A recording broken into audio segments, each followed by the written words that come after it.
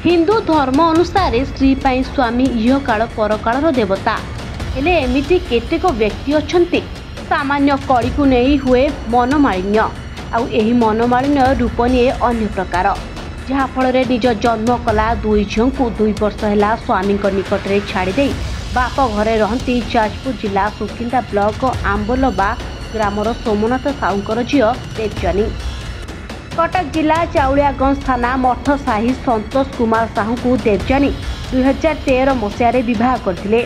2 संतान मां को बिना हैरान होउचंती तेबे मां को बराबर जोगाजोग करने को अजा घर को आसी निराश हेबा परे सरपंच को आपस मिलामिशा पाई अनुरोध करथिले संतोष कथा किंतु अलग सुनिबा को मिलुछि तेबे समय कहब 2 झील को मां मिलुछि ना नाही। साहू घर चाउलियागंज मठ साही कटक मु 2013 मसीह आंपलबारे बाहाघर होइतिला आंपलबा पंचायत रे बाहाघर होइतिला तांको बापा को नाम है सोमनाथ साहू तांको झील को नाम है सिप्रा साहू जी 2 वर्ष है मत छाड़ी तांको बापा घरे रही आसुतिले एवं मोर 2टा छुआ छोट छोट छुआ थिबा अवस्था भी सी घर को गले नहीं आउ ए पर्यंत तांकर संधान मु पाऊ नहीं बाप घर को आसिला परे भी तांकर संधान नहीं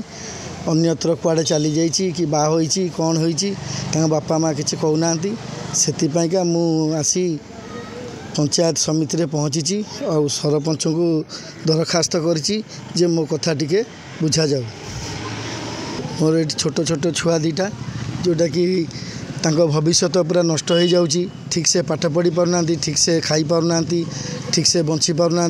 से मु अनुरोध करछि पंचायत समिति की मो स्त्री को मो आखरे आनिके हाजर करा जाऊ। ढेंकानाल पूर्णचंद्र साहू रिपोर्ट दुर्नीति लाइव।